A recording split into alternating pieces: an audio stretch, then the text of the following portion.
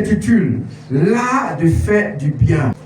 Marc, chapitre 10, verset 46 et verset 52. Il arrivait à Jéricho. Et lorsque Jésus en sortit avec ses disciples et une assez grande foule, le fils de Timée, Bartimée, mendiant aveugle, était assis au bord du chemin.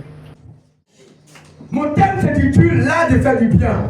La Bible nous parle d'une personne qu'on appelait Bartimée. Bartimée, c'était un homme comme toi et moi, mais la Bible déclare que Bartimée était aveugle.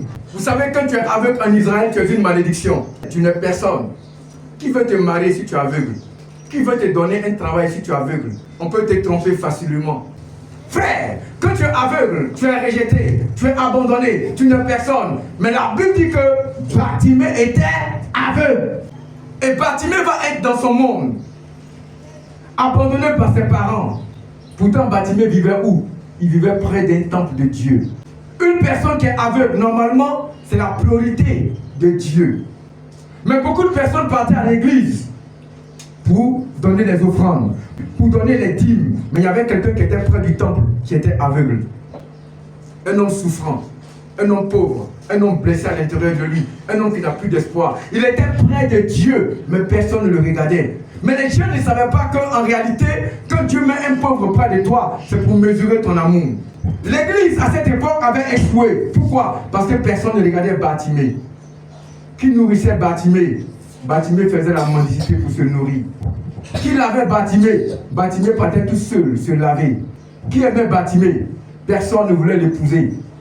Pourtant, c'est celui qui pouvait épouser Bartimée qui allait démontrer qu'il a l'amour de faire du bien. C'est celui qui pouvait nourrir Bartimée qui pouvait démontrer qu'il a l'amour de faire du bien. Donc en réalité, tous ceux qui partaient à la synagogue à cette époque-là, face à Bartimée, ils échouaient.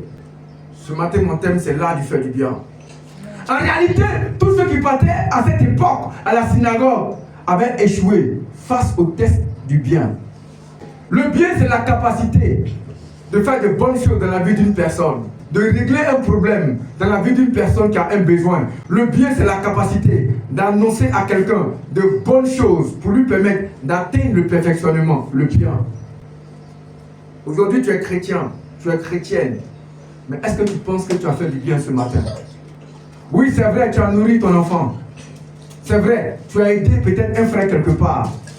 Mais, frère, l'épreuve que Dieu a mis face à l'église à cette époque, c'était une épreuve dans laquelle chacun dénigrait Bartimée. Alors je peux dire à quelqu'un, c'est ce que tout le monde n'aime pas là. Quand toi tu commences à aimer, c'est là que tu fais du bien. C'est ce que tout le monde ne veut pas approcher. Quand toi tu approches, c'est là qu'on dit, tu as fait du bien. Est-ce que tu t'es approché d'un aveugle depuis que tu es né pour l'aider? Tu es malade en cette année pour rester près de lui. Tu viens à l'église, c'est vrai. Tu fais les offrandes, c'est vrai. Tu prêches, c'est vrai. Tu agis, c'est vrai. Mais je vais te dire que face au bien, tu es très éloigné. Alors toi, tu es là, tu veux le bien, mais tu es loin du bien. Tu veux qu'on t'aime, mais tu es loin du bien. Tu veux qu'on prie pour toi, mais tu es loin du bien. Tu veux qu'on s'occupe de tes problèmes, mais tu es loin du bien. Frère, quand tu t'occupes des nécessiteux, quand tu t'occupes des orphelins, quand tu t'occupes des veuves, le Seigneur t'aime. Il ouvre les ciels pour toi. Il ouvre la grandeur du royaume des cieux pour toi. Parce que tu es là où il faut. Dans la vie de tout un chacun, le bien ne passe pas tous les jours. Sinon, chaque jour on allait te faire du bien. Mais le bien passe quand? Le bien passe quand Dieu vient dans ta vie, le temps kairos. La Bible dit qu'ils étaient en train de passer. Et il y avait beaucoup de personnes autour de Jésus. Frère, les gens qui savent faire du bien, on ne trouve pas tous les jours, à chaque bout de chemin. Il y a une race de personnes qui sont nées pour faire le bien. Pour les rencontrer, le diable va mettre des obstacles autour de toi. Bartimée voulait rencontrer Jésus, il voulait toucher Jésus. Mais comme Jésus est une personne du bien, il y avait beaucoup de murailles autour de lui. Il y a des gens qui vont dire, cette personne-là, elle n'est pas bien. Ce monsieur-là, il n'est pas bon, on n'a pas un bon comportement. Cette personne-là, elle est impolie. Cette personne-là, regarde, ce n'est pas une personne qu'il faut s'approcher d'elle. C'est une sorcière. Ce sont les mirages, ce sont les obstacles, ce sont les mille communs autour de cette personne pour ne pas que tu atteignes le bien qui est dans la vie de cette personne. Alors il y a des bonnes personnes comme ça qu'aujourd'hui tu as rejetées, auxquelles tu ne parles plus, tu t'approches plus d'eux, parce que dans ton esprit, le système des hommes t'a déjà déstabilisé. Certains même ne parlent même plus avec leur père. avec leur mère. C'est pas parce que quelqu'un t'a quitté que c'est un diable. Peut-être que demain il peut t'aider. Ton ennemi d'aujourd'hui peut être ton ami de demain pour mieux t'aider. Parce que Dieu, lorsqu'il met le bien quelque part, le diable n'aime pas le bien. C'est pourquoi je suis venu dire à quelqu'un, le bien selon Jésus a contredit toutes les religions du monde entier. Le mal c'est le contraire du bien. Mais moi je suis venu vous dire que le bien n'a jamais été le contraire du mal. Pourquoi? Parce que le bien fait partie de la lumière. Or le mal fait partie des ténèbres. Donc ils ne sont pas sur le même chemin. Quand tu vis dans le bien, frère, tu avais Dieu. Et Bartimée était là. Il avait besoin de quelqu'un pour lui faire du bien. Il n'en trouvait pas. Depuis des années, Bartimée est près de la maison de Dieu. Il n'en trouve pas. Aujourd'hui, tu es dans la maison de Dieu. Depuis très longtemps.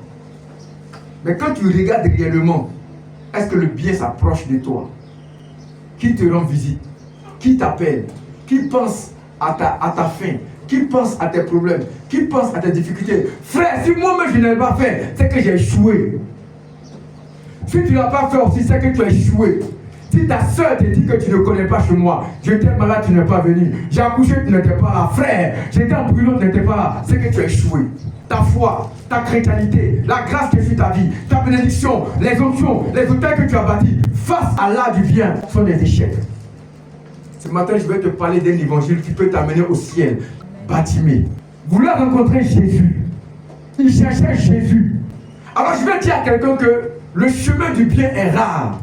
Et quand tu croises quelqu'un qui est dans le bien, il faut t'accrocher à cette personne. Il faut te connecter à cette personne. Il faut t'adapter à cette personne. Certains ont épousé à des gens qui avaient beaucoup d'argent, mais qui étaient loin du bien. Certains ont eu des pasteurs qui savaient bien prêcher, qui étaient loin du bien.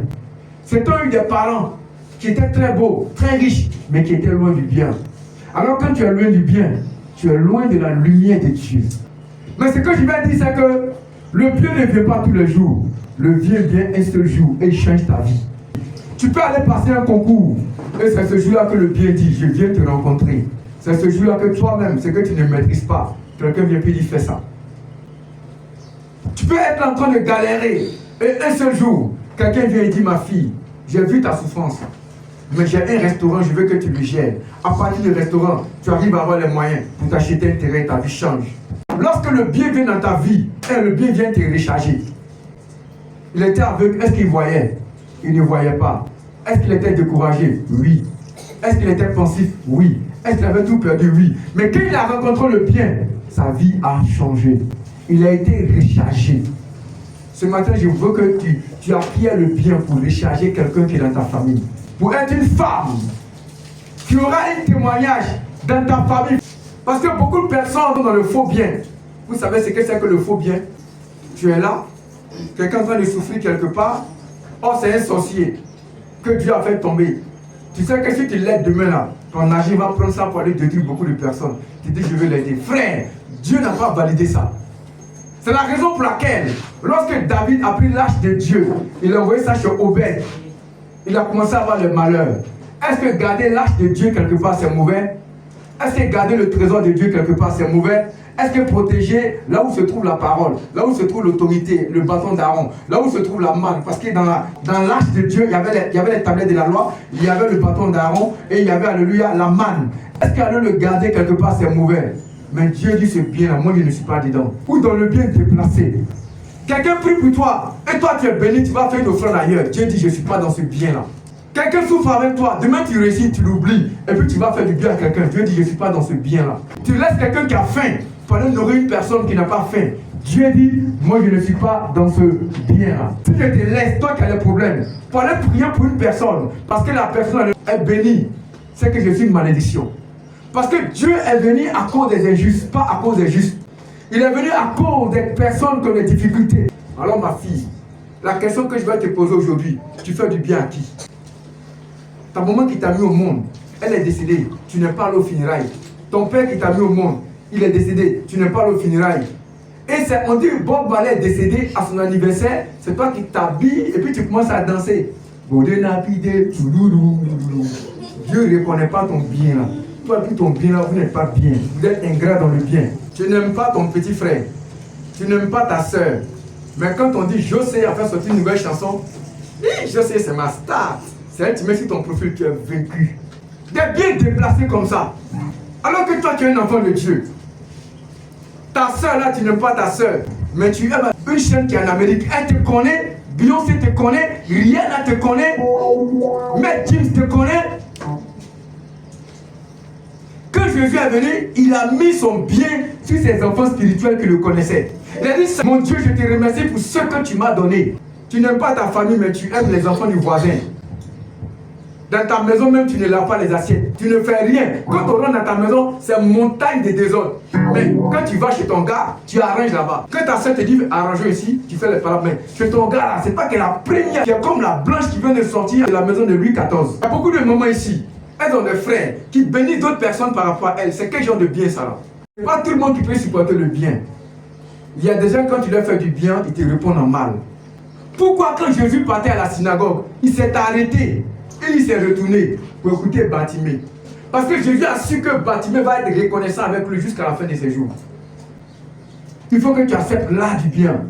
Quand je te parle de l'art du bien, je te parle d'un artiste du bien. C'est-à-dire que ta manière de faire du bien, c'est de l'art. C'est pas comme pour les autres. L'évangélisation, c'est une manière de faire du bien à des âmes. Hier, quand on est parti, qui a vu la femme qui s'est arrêtée près de nous quand j'étais en train de prêcher? C'est qui avait le bébé. Je me suis approché d'elle, j'ai dit, le message vous plaît, est du vie. Et vous avez parlé de ma vie, toute ma vie. Parce que j'ai dit, tu es une maman. Toutes les jeunes filles te demandent des conseils pour te marier. Mais toi-même, tu n'es pas encore marié. Tu pleures dans la maison et personne ne pense à toi. Tous ceux qui viennent, c'est pour te demander des conseils. Personne ne s'occupe de toi. Mais je suis venu te dire que ton temps va arriver. Elle a commencé à pleurer. Que le Seigneur vous bénisse.